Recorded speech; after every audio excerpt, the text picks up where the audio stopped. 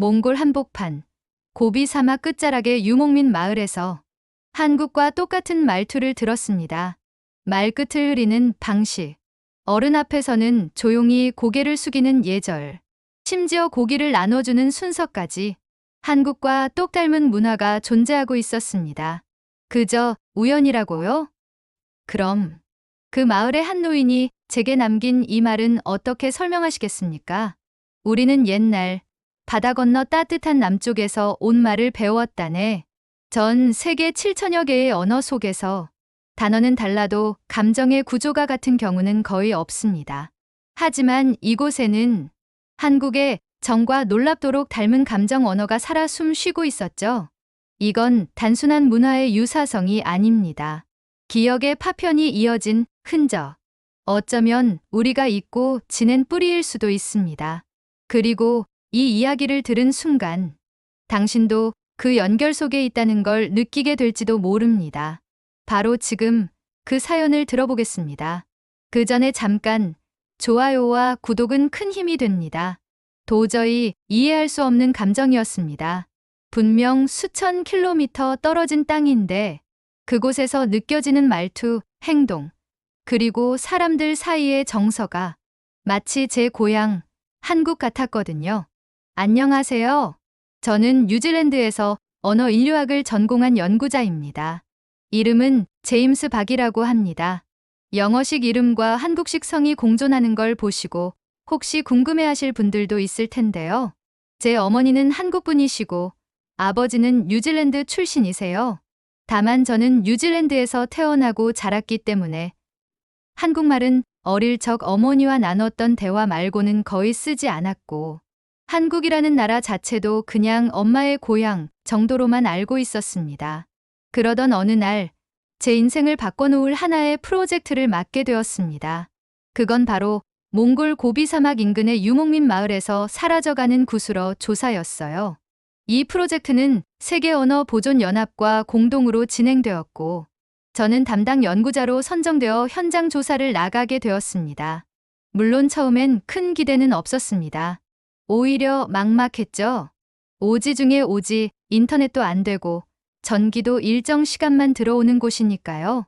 게다가 언어는 고대 몽골어의 영향을 받은 방언이기 때문에 사전 하나 없는 상태에서 원어민들의 발화를 녹음하고 그걸 하나하나 해석해 가야 했습니다. 그런데 정말 이상한 일이 일어났습니다. 처음 며칠은 그야말로 고난의 연속이었습니다. 언어는 어렵고 문화는 낯설고 마을 사람들은 저를 경계했습니다. 혼자 천막 안에서 녹음 파일을 반복해 듣고 원주민들과 눈빛 교환만 하며 버티던 나날이었죠. 그런데 10일쯤 되었을까요? 마을의 장로 중 한 분이 조용히 제게 말을 걸어오셨습니다. 그대 한국에서 왔는가? 저는 순간 너무 놀라 아무 말도 못했습니다. 분명 저는 뉴질랜드 국적이고 몽골어도 능숙하지 않았기에 그분이 제 배경을 추측하기란 어려웠을 텐데요. 그런데 왜 하필 한국이었을까요? 장로는 제게 따뜻한 차 한 잔을 권하며 천천히 말씀을 이어가셨습니다. 그대 말투와 눈빛이 예전에 우리 마을을 거쳐간 어떤 사람들과 비슷하구먼. 오래전 이야기지. 따뜻한 남쪽 나라에서 왔다 했었지. 그 순간 마음속 어딘가가 덜컥 내려앉는 듯한 느낌이 들었습니다.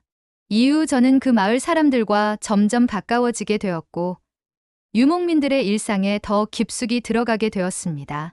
그런데 더 놀라운 건 그들과 지내면 지낼수록 느껴지는 한국과의 기묘한 유사성이었어요.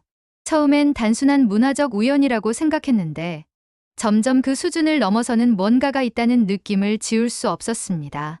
예를 들면 식사 시간에 고기를 나눌 때는 항상 어른에게 먼저 드리고 말없이 고개를 숙인 채 두 손으로 드리는 방식이라든가 장례식에서 말없이 불을 피우고 손을 모아 하늘을 바라보는 풍습, 그리고 말을 마칠 때마다 어미를 흐리며 말끝을 낮추는 특유의 억양.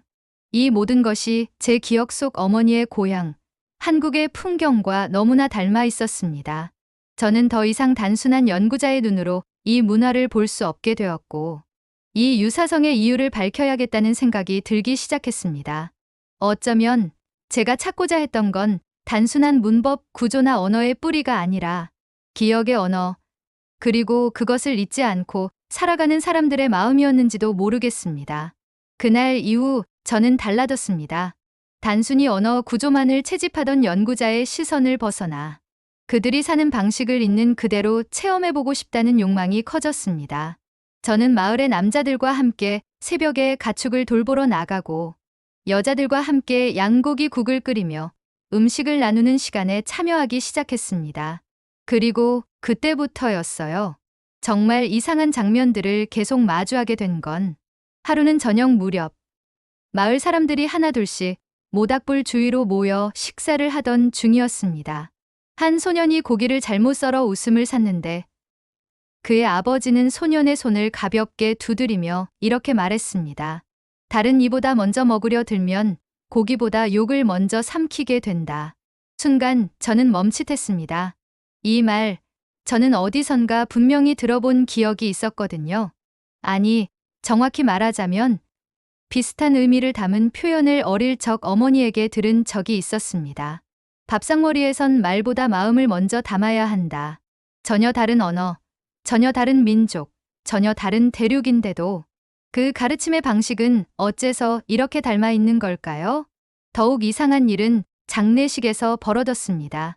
그날은 마을의 어르신 한 분이 세상을 떠나신 날이었는데 저는 조심스럽게 조문을 요청드리고 의식을 지켜보았습니다. 울음소리는 거의 들리지 않았고 모두가 무릎을 꿇은 채 망자의 천막 주변의 원을 그리며 돌기 시작했습니다. 그리고 어느 한 지점에서 다 함께 고개를 숙이고 손을 모아 조용히 기도했습니다. 그 모습이 너무 익숙해서 저도 모르게 숨이 막혔습니다. 바로 몇 년 전 한국에 계신 외할머니가 돌아가셨을 때 저희 가족이 했던 의식과 너무나 흡사했던 것이었습니다. 물론 한국에서는 절을 하고 향을 피우지만 그 조용한 기도와 침묵의 시간, 모두가 한마음으로 망자를 기억하는 그 분위기는 정말 똑같았어요. 그날 밤 저는 천막 안에서 홀로 녹음기를 꺼내 들고 낮에 있었던 장례식의 장면을 반복해서 들었습니다. 그리고 그 장면에 등장한 몇몇 단어들이 제 귀에 확 들어왔습니다. 노이르 바르막, 눈물이 손끝에 머물다는 뜻이라고 했습니다. 그 말이 설명해주는 감정의 깊이는 한국어의 가슴이 먹먹하다는 표현과 묘하게 겹쳤습니다. 단순히 단어의 뜻이 비슷한 것이 아니라 감정을 말로써 형상화하는 방식 자체가 놀랍도록 유사했습니다. 그 순간 제 안에서 어떤 질문이 고개를 들었습니다. 이건 정말 우연일까? 저는 학자로서 가능한 많은 가정을 해보았습니다. 문화적 전파, 고대 유라시아의 이주 경로, 민속 신앙의 유사성. 하지만 그러한 설명만으로는 부족했습니다. 마을 사람들과 지내며 느낀 그들의 감정 표현 방식, 그리고 사람과 사람 사이의 따뜻한 정서적 유대감은 단지 언어의 외형이 아닌 마음의 습관처럼 느껴졌기 때문입니다. 하루는 마을의 젊은 남성과 깊은 대화를 나누게 되었습니다. 그는 저에게 조심스럽게 이렇게 물었습니다. 당신, 한국 사람 맞죠? 아니, 당신이 쓰는 단어들이 우리 옛말과 많이 닮았어요. 특히 정이라는 말, 그건 우리말에도 있어요. 발음은 제네 가까운데 의미는 아주 비슷하죠. 사람 사이의 따뜻한 마음, 오래된 기억, 그리고 손끝에 남는 온기. 저는 말문이 막혔습니다. 지금껏 세계 여러 지역을 다니며 언어를 조사해왔지만 어떤 언어에서도 정에 해당하는 개념을 이렇게 구체적이고 정서적으로 표현한 사례를 본 적이 없었습니다. 그런데 여기 고비 사막 한가운데서 젠이라는 단어를 들은 것입니다. 그 순간 마치 제 심장 깊숙한 곳을 누군가 살며시 건드린 것 같았습니다. 잊고 있던 감정이, 묵혀있던 기억이 천천히 떠올라오는 듯했죠. 그날 밤 저는 한 장의 노트를 꺼내 적기 시작했습니다. 그리고 그 노트의 맨 첫 줄에는 이렇게 적혀 있었습니다.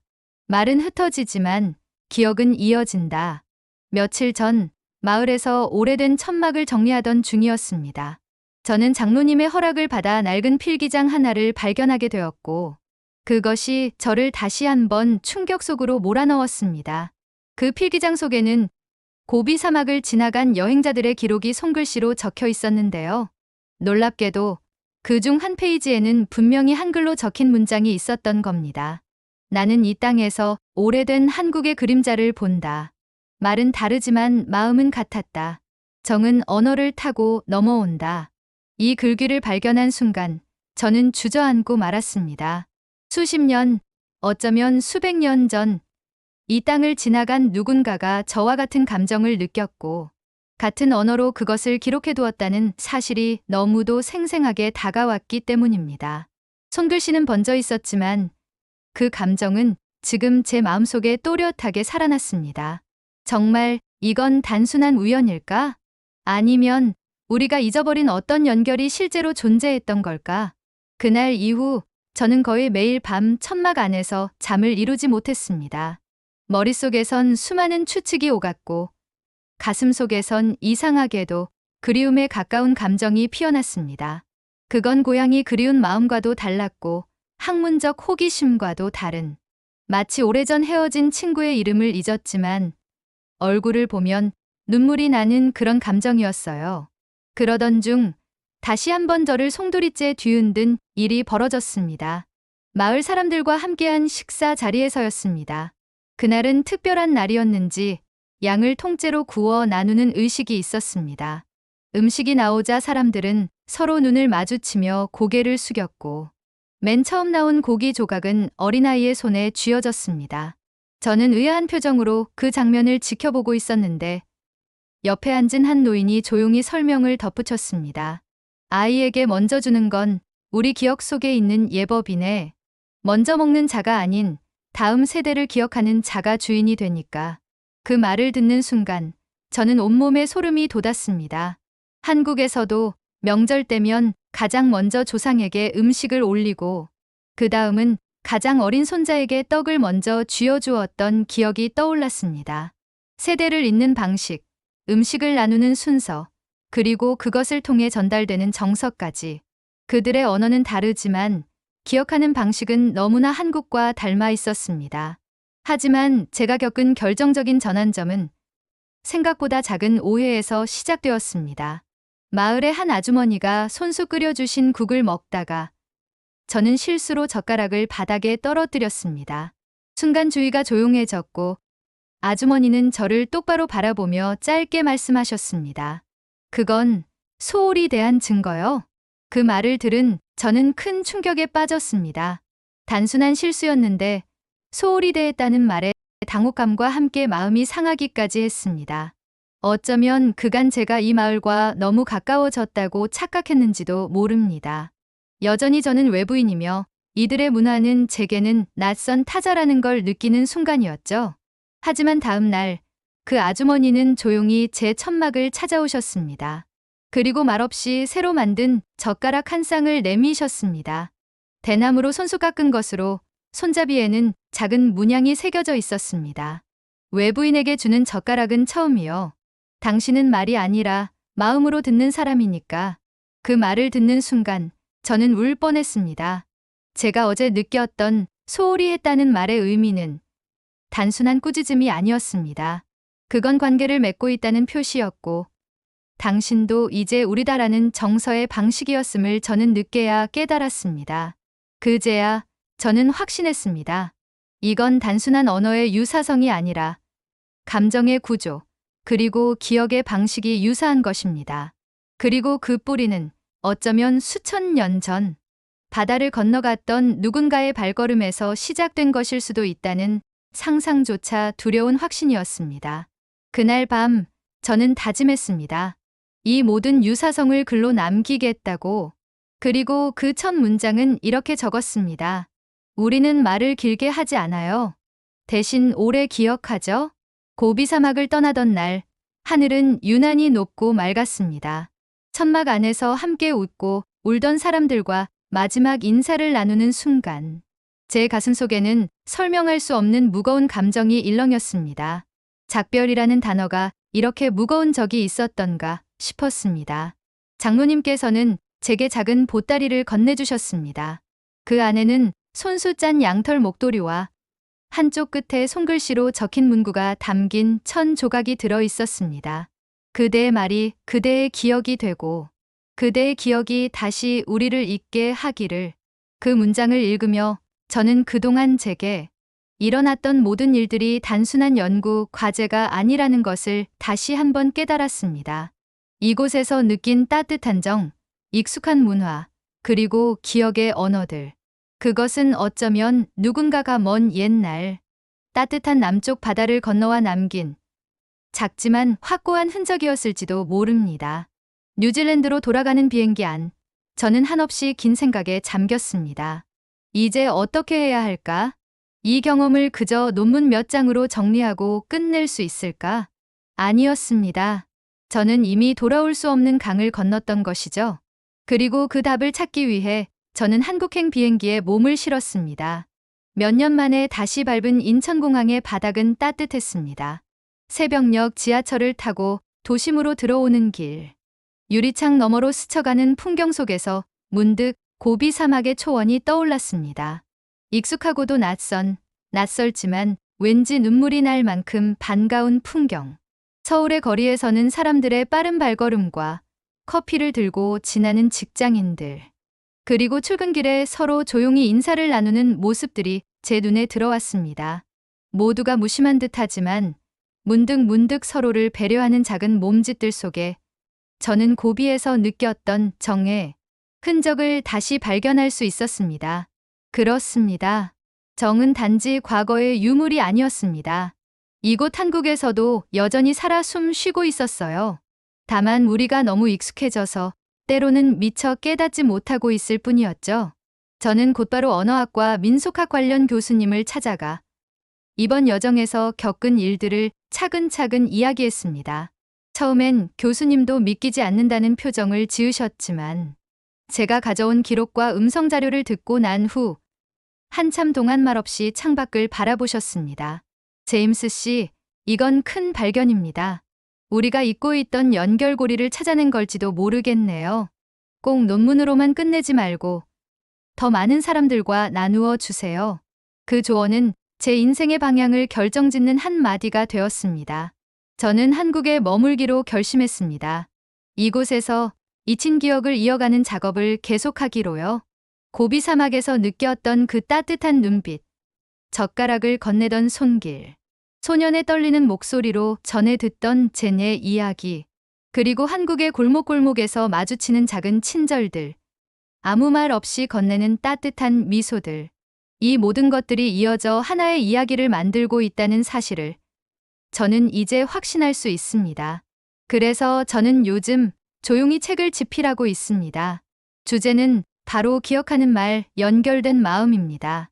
사람들이 저를 보고 종종 물어봅니다. 왜 굳이 한국에서 살아가기로 했나요?